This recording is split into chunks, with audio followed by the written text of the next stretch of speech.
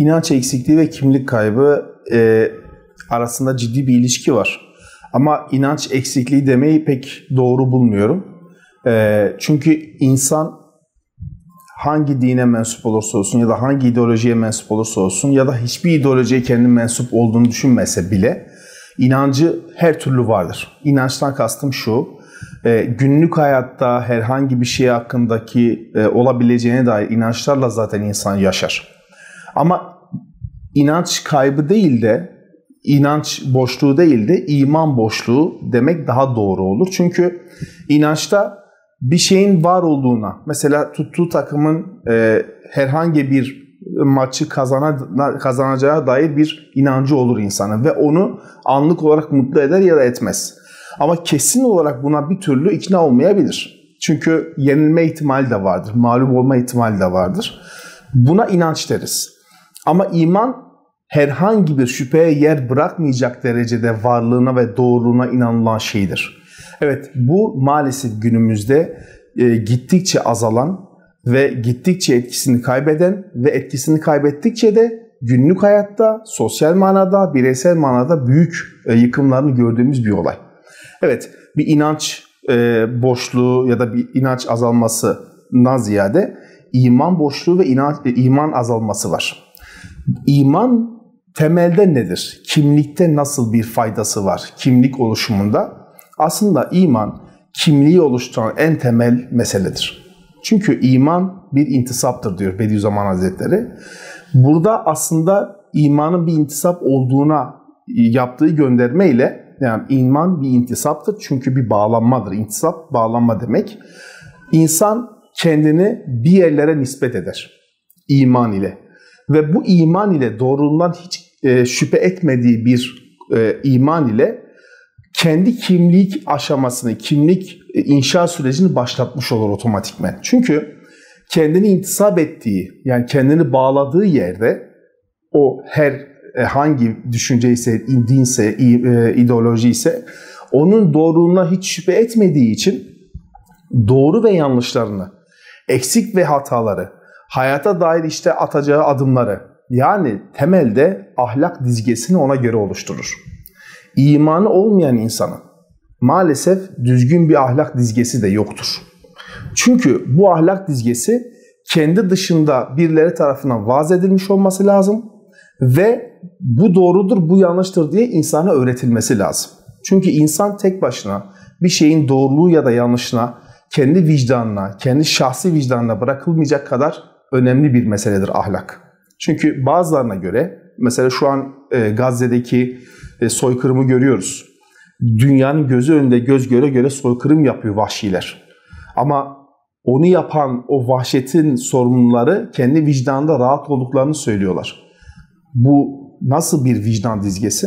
Bu nasıl bir iman, nasıl bir ahlak dizgesi olarak da değerlendirilebilir? İşte kişinin şahsına bırakılmayacak kadar önemlidir ahlak dizgesi. Doğru ve yanlışlar, yani normlar. İşte iman dediğimiz olay kimlik inşasının en temel meselesidir derken bunu kastediyoruz. Çünkü iman, yani bağlandığımız yer bize doğruyu yanlışın ne olduğunu, eksiğin hatanın ne olduğunu, iyinin kötünün ne olduğunu anlatan ve bizim dışımızda oluşmuş bir ahlak dizgesine sahiptir. Bağlandığımız anda imanla, o bağlantıyı sağladığımız anda o ahlak dizgesine uymayı da kabul etmiş sayılırız ve haliyle ona göre yaşamaya çalışırız. Bu da bize bir anlam sağlar. Hayat anlamı sağlar. Kimlik aslında anlamı sağlıyor. İman kimliği, kimlik de anlamı sağlıyor. İşte biz modern hayatta, maalesef günümüz hayatında, bu postmodern çağda işte iman, kimlik ve anlam zincirini kaybetmiş durumdayız. Bunları birbirine bağlayan bağlantıları, o halkaları kopardığımız için şu an modern dünyada, postmodern dünyanın içinde debelenen insan birey olarak anlamsız bir dehlizde gidiyor. Anlık hazlar peşinde koşmaya başlıyor. Kendini bir şekilde avutmaya çalışıyor ama avutamıyor. Deniz suyuyla susuzluğunu gidermeye çalışıyor tabiri caizse. Ama bizim ne yapmamız lazım?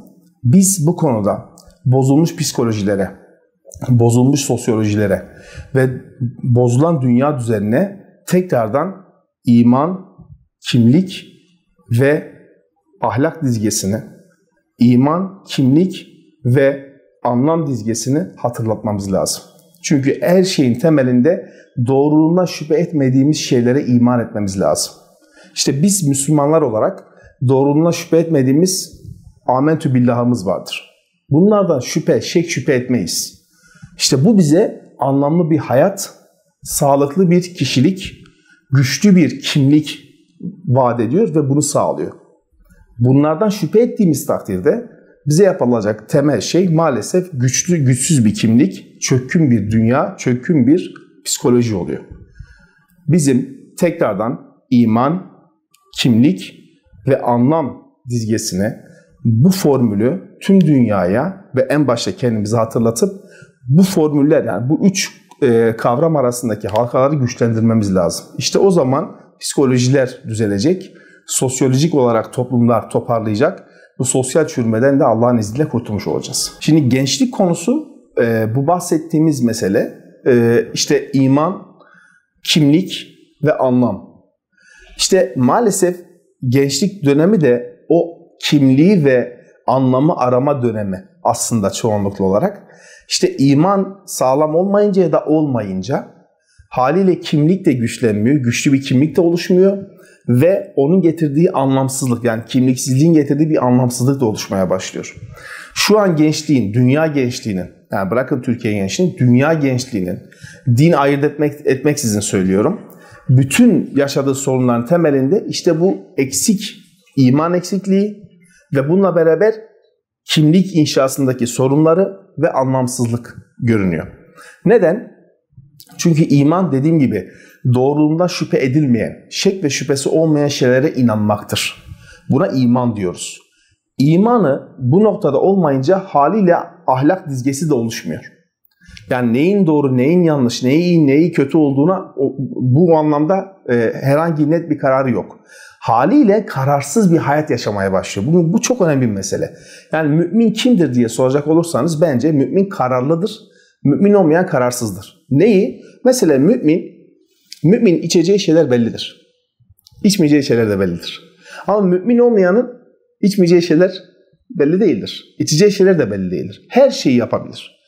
Mümin, yani iman etmiş kişinin gideceği yerler bellidir. Gitmeyeceği yerler bellidir. Ama iman sahibi olmayan bir gencin gideceği ya da gitmeyeceği yerler konusunda o anlık zevkleri dışında herhangi bir karar vericisi yoktur. Mümin kişinin söyleyeceği sözler, hayattaki duruşu, dünya meselelerine bakışı, uhrevi meselelerdeki bakışı ve duruşu, omurgası belliyken, nasıl düşünmesi gerektiği belliyken, mümin olmayan kişinin, şahsiyetin bu konulardaki durumu tamamıyla o andaki durumuna bağlıdır. Ruh haline bağlıdır. Bakın bu çok önemli bir mesele. Biz çocuklarımıza, evlatlarımıza imanlı bir hayatı anlatırken aslında kişilik ve kimlik ve kişilik onlara vaat ediyoruz ve anlamlı bir hayat vaat ediyoruz. Bunu bilerek, bunu farkında olarak çocuklarımıza imanı anlatmalıyız. Bunu anlatamadığımız takdirde gençler büyüdüğünde maalesef kendi arzularına, kendi sevgilerine, kendi isteklerine, yani o anda vicdani, hani ahlaki dizge olmadığı için bütün ahlak o andaki vicdanlarına kalmış. Ve o anda hangileri kendilerini mutlu ediyorsa, hoşlarına gidiyorsa, zevklerini alıyorsa o tarafa doğru gidiyorlar. Çünkü iyileri o oluyor. Hoşlarına giden şey iyidir oluyor. Yani hedonist bir bakış açısına doğru yöneliyor. Ama ahlak dediğimiz olay insanın vicdanına bırakılamayacak kadar önemlidir. Ahlak başka bir Zat-ı Zülcelal tarafından, yani Rabbimiz tarafından bize vaaz edilmiş, bu doğrudur, bu yanlıştır, bu iyidir, bu kötüdür deyip devam etmesi ve insanın uyması gereken şeydir. İşte kimlik bu şekilde inşa olur. Aynı zamanda anlamlı hayat da kimlik vesilesiyle ortaya çıkar. Bizim yapacağımız temel şey iman, kimlik ve anlam arasındaki bu üçlü ilişkiyi farkında olarak, bilerek ve isteyerek kasıtlı bir şekilde evlatlarımıza daha küçükken onları anlatmaya başlamak. Çünkü iman dediğimiz olay aklımızdaki, yani zihnimizdeki şemaları oluşturan temel nüvelerdir. Ve bu şemaları biz iman tahtalarıyla, tabiri caizse iman temelleriyle güçlendirebilirsek, bu şekilde inşa edebilirsek bu inşanın sonucunda ulaşacak olan kimlik bize anlamlı bir hayat sunacaktır Allah'ın izniyle.